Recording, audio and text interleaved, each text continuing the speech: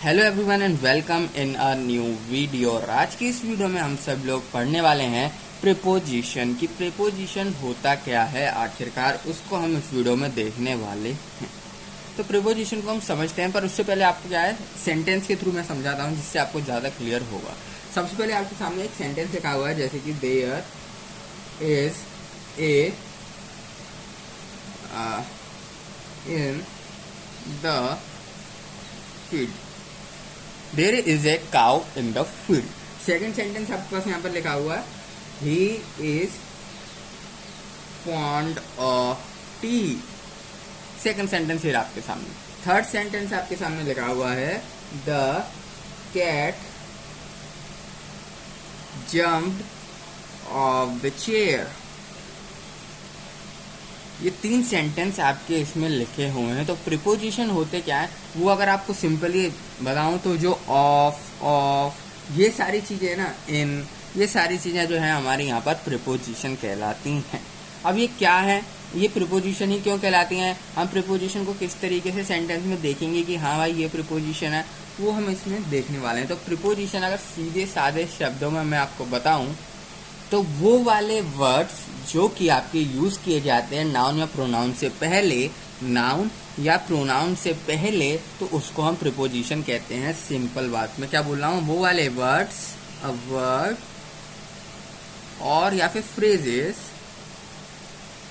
That is used before a noun और pronoun to show place, time, direction, to show place बोल दो, time बोल दो, या फिर डायरेक्शन बोल दो, या फिर और भी कुछ शो कर दे, मतलब सिंपली, तो उसको हम प्रीपोजिशन कहते हैं। यानी कि क्या मतलब, वो वाले हमारे वर्ड जो कि नाउन प्रोनाउन से पहले लगाए जाते हैं। नाउन प्रोनाउन से क्या लगाए जाते हैं, देखो नाउन इससे पहले, नाउन या प्रोनाउन से पहले लगाए जाते हैं। याद रखना, बिफोर लिखा हुआ है, आफ्टर नहीं लिखा हुआ, बिफोर लिखा हुआ है।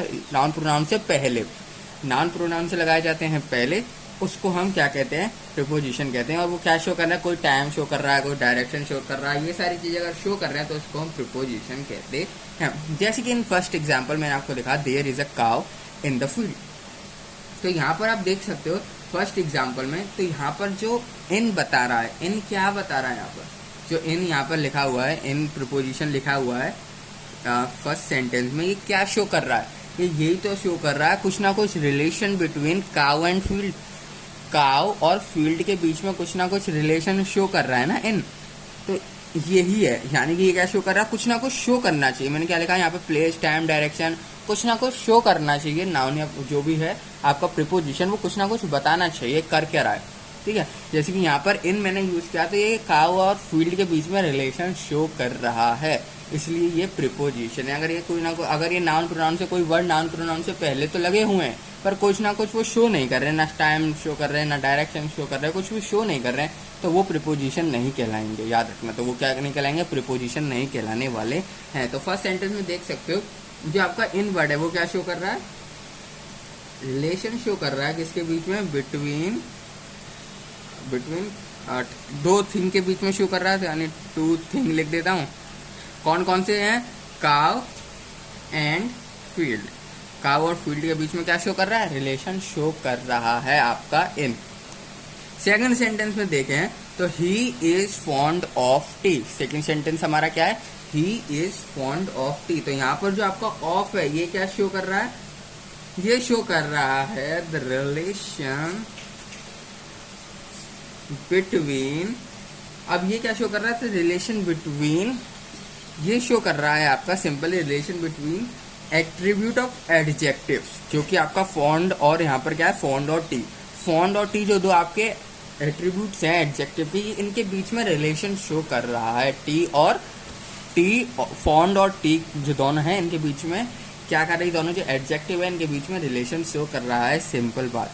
ऑफ क्या कर रहा है, फॉन्ड और टी के बीच में रिलेशन शो कर रहा है कि टी और फॉन्ड दोनों क्या है, एक दूसरे से रिलेटेड है, ये हमारा शो कर रहा है ऑफ, ठीक है।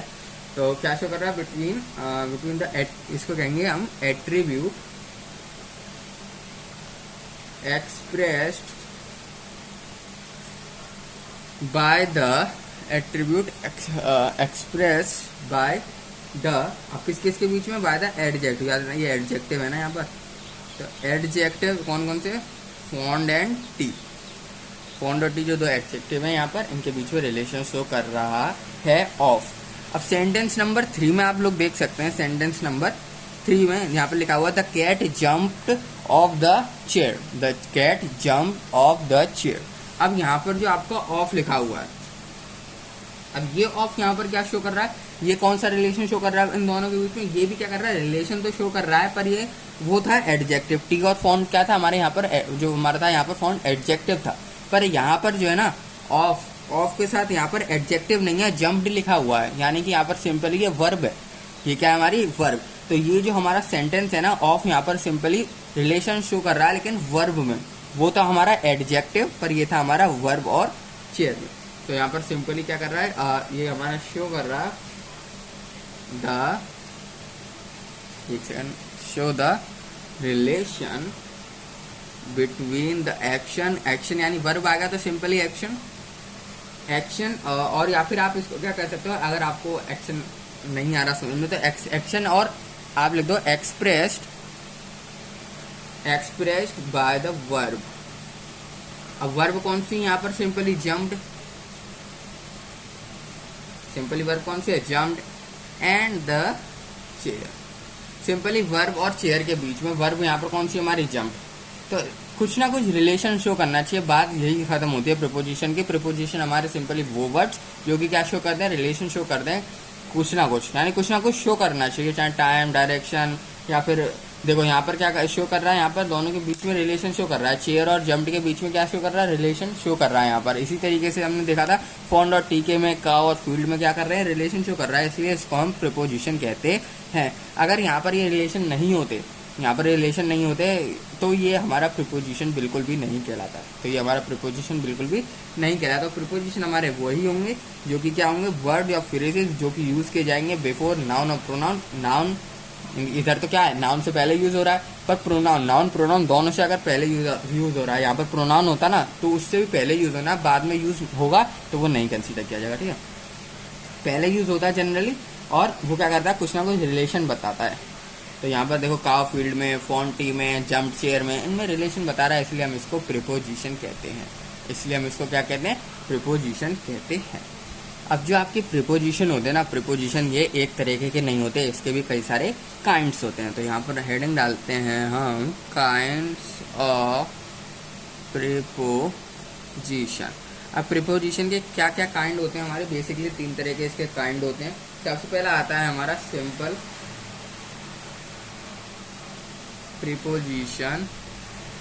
और सिंपल प्रीपोजिशन हमारे कौन कौन से होते हैं, वो वाले वर्ड जो कि सिंपल आपको लगे ना, सिंपल पढ़ने में भी ज़्यादा टफ नहीं बैठ रहे हैं, वो सारे वर्ड्स हमारे सिंपल प्रीपोजिशन में आते हैं, एकदम जो कि सिंपल वर्ड्स होते हैं। जैसे कि एग्जांपल देखो, जैसे कि लिखूँ बाय, बहुत सिंपल वर्ड है, ठीक है। छोटे वर्ड और सिंपल वर्ड हमारे सारे इसमें किए जाते हैं, जरूरी नहीं है छोटे वर्ड भी, जैसे कि हम यहाँ पे लिखें दो, तो ये भी एक जो ये दो है लिखा है ना, ये भी क्या है, एक सिंपल प्रीपोजिशन के अंदर आता है। और क्या हो सकता है यहाँ पर टेल, और क्या हो सकता है यहाँ पर टू, और यहाँ पर हमारा क्या हो सकता है, अप हो सकता है, विद हो सकता है, ठीक है।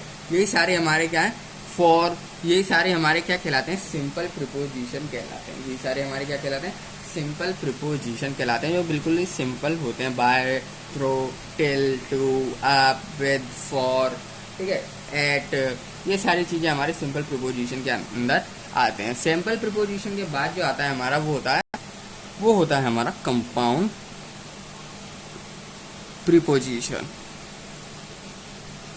अब कंपाउंड प्रीपोजिशन हमारे कौन कौन से प्रीपोजिशन होते हैं, वो वाले प्रीपोजिशन जो कि जनरली क्या होते हैं, प्रीफिक्स से यूज किए जाते हैं, प्रीफिक्स होते हैं, ठीक है, प्रीफिक्सिंग करते हैं प्रीपोजिशन को। यानी कि प्रीफिक्सिंग प्रीपोजिशन को मतलब कि अगर मतलब सिंपली आप ये समझ सकते हो, ए की जगह आप क्या कर सकते हो, नो, और बी की जगह बाय, यानी सिंपली क्या करना है, प्रीफिक्सिंग करना है, आपको प्रीफिक्स लगाना है सिंपली प्रीपोजिशन में। जैसे कि इसके एग्जांपल से समझो आप, एग्जांपल देखो, अबाउट, OUT, अबाउट, और क्या हो सकता है, अक्रॉस। सिंपली आपको क्या करना है, प्रीफिक्सिंग करना है टू नाउन या एडजेक्टिव से, नाउन या एडजेक्टिव या एडवर्ब से सिंपली आप प्रीफिक्सिंग कर दो, आपका जो है कंपाउंड प्रीपोजिशन यहाँ पर फॉर्म होते हैं। जैसे कि हो गया हमारा अबाउट, जैसे कि हो गया हमारे यहाँ पर अक्रॉस, जैसे कि हो गया हमारा अलोंग, जैसे कि हमारा हो गया इनसाइड, जैसे कि हमारा हो गया आउटसाइड, बिसाइड, ठीक है। और कौन सा हो गया हमारा यहाँ पर विदाउट। इनको आप याद कर लेना, ठीक है, कंपाउंड प्रीपोजिशन कौन कौन से होते हैं हमारे। पर अगर आपको जनरली अगर इसको पता करना है कि किस तरीके से फॉर्म होते हैं, तो जनरल वे में ये फॉर्म होते हैं सिंपली प्रीफिक्सिंग ऑफ प्रीपोजिशन। किस तरीके से फॉर्म होते हैं यहाँ पर लिखता हूँ, प्रीफिक्सिंग ए प्रीपोजिशन। सिंपली प्रीपोजिशन को प्रीफिक्सिंग करते हैं तो हमारे ये सिंपल फॉर्म हो जाते हैं कंपाउंड प्रीपोजिशन, जैसे कि इनसाइड, आउटसाइड। एग्जांपल के तौर पे आप ये भी लिख सकते हो, ए की जगह नो, बी की जगह बाय, ठीक है, बिसाइड, विदाउट। और यहाँ पर हमारा क्या यूज, और हमारे यहाँ पर क्या एग्जाम्पल हो सकते हैं, अराउंड। ये एग्जाम्पल तो बहुत हो सकते हैं। तो ये सारे हमारे कंपाउंड प्रीपोजिशन के अंदर आते हैं। ये सारे हमारे किसके अंदर आते हैं, कंपाउंड प्रीपोजिशन के। अब कंपाउंड प्रीपोजिशन के बाद ना एक और हमारा प्रीपोजिशन होता है कांड में, वो होता है हमारा फ्रेजेस प्रीपोजिशन। Phrases preposition. अब फ्रेजेस प्रीपोजिशन क्या होते हैं, वो वाले वर्ड्स, यानी कि ग्रुप ऑफ वर्ड्स, वर्ड्स का क्या होगा इसमें, ग्रुप होगा, यानी कि words, group of words which is use to force a single preposition. क्या करेंगे, मतलब सिंपली फोर्स करेंगे एक सिंगल प्रीपोजिशन को, ग्रुप ऑफ वर्ड, यानी कि एक बड़ा वर्ड होगा फिर छोटा वर्ड होगा, बड़ा वर्ड होगा छोटा वर्ड होगा, ग्रुप ऑफ वर्ड होंगे, ठीक है। ग्रुप ऑफ वर्ड याद रखना, एक अकेला वर्ड नहीं होता इसमें एक अकेला वर्ड, जैसे कि अलोंग, अक्रॉस, ये एक अकेले वर्ड है ना पूरे, ये चीज नहीं होते हैं। इसमें क्या होता है, दो वर्ड्स तो मिनिमम होंगे, दो वर्ड्स तो मिनिमम इसके अंदर होंगे ही होंगे। ग्रुप ऑफ वर्ड्स इसलिए बोला जाता है ग्रुप ऑफ वर्ड्स। इसके एग्जाम्पल देखो, जैसे कि अकॉर्डिंग लिख दोगे ना तो ये फ्रेजेस प्रीपोजिशन के अंदर नहीं आता, पर अगर अकॉर्डिंग टू लिख दोगे ना तो ये फ्रेजेस प्रीपोजिशन के अंदर आ जाएगा। यानी कि ग्रुप ऑफ वर्ड होने चाहिए, समझ गए ना आप ग्रुप ऑफ वर्ड का मतलब, यानी कि एक से ज्यादा वर्ड होने चाहिए आपकी group of word phrase preposition में। और क्या इसके एग्जाम्पल हो सकते हैं, और आप लिख सकते हो इन एडिशन टू, और क्या हो सकता है, तीन वर्ड भी आ सकते हैं, ठीक है, दो वर्ड, तीन वर्ड। और यहाँ पर क्या होता है, इंस्टेड ऑफ, ये भी हमारा बहुत ज्यादा यूज किया जाता है फ्रेज प्रीपोजिशन ये वाला। और क्या हो सकता है, और जो बहुत ज्यादा यूज किया जाता है, इन केस ऑफ, ये भी हमारा बहुत ज्यादा यूज किया जाता है। और क्या हो सकता है हमारा, अलोंग विद, अलोंग एक साथ है, ठीक है, अलोंग विद। और हमारा क्या हो सकता है यहाँ पर, मतलब ये सारे वर्ड्स जो कि आपको जनरल वे में यूज किए जाते हैं, यानी फ्रेज प्रीपोजिशन के अंदर वो वाले वर्ड्स आते हैं ग्रुप ऑफ, जो कि वर्ड्स क्या होना चाहिए, अकेला नहीं होना चाहिए, ग्रुप ऑफ वर्ड होना चाहिए, दो वर्ड तो मिनिमम होने चाहिए इसमें, ग्रुप तभी बनेगा, ठीक है, अकेला वर्ड नहीं होगा, ग्रुप ऑफ वर्ड होंगे जो कि क्या करेंगे, एक सिंगल प्रीपोजिशन से फोर्स कर देंगे, एक सिंगल प्रीपोजिशन से, ठीक है। एग्जाम्पल के तौर पर मैंने आपको बता दिया, according to, in addition to, instead of, in case of, along with, ठीक है, in front of, in favour of, in order to, यहाँ पे लिख देता हूँ, in front of, in order to, ये सारे हमारे जो हैं फेज प्रीपोजिशन के अंदर आते हैं। सारे एग्जाम्पल हमारे किसके अंदर आते हैं, फेज प्रीपोजिशन के अंदर आते हैं। तो इस वीडियो में इतना ही, काइंड्स ऑफ प्रीपोजिशन तक मैंने आपको बता दिया। एक नेक्स्ट वीडियो बनाऊंगा जिसमें आपसे क्वेश्चन कराऊंगा ना, तो आपसे बिल्कुल क्लियर हो जाएगा, तो उस वीडियो को जरूर से देख लेना। और आई होप आपको वीडियो समझ में आई होगी। मिलते हैं आप सभी लोगों से नेक्स्ट वीडियो में।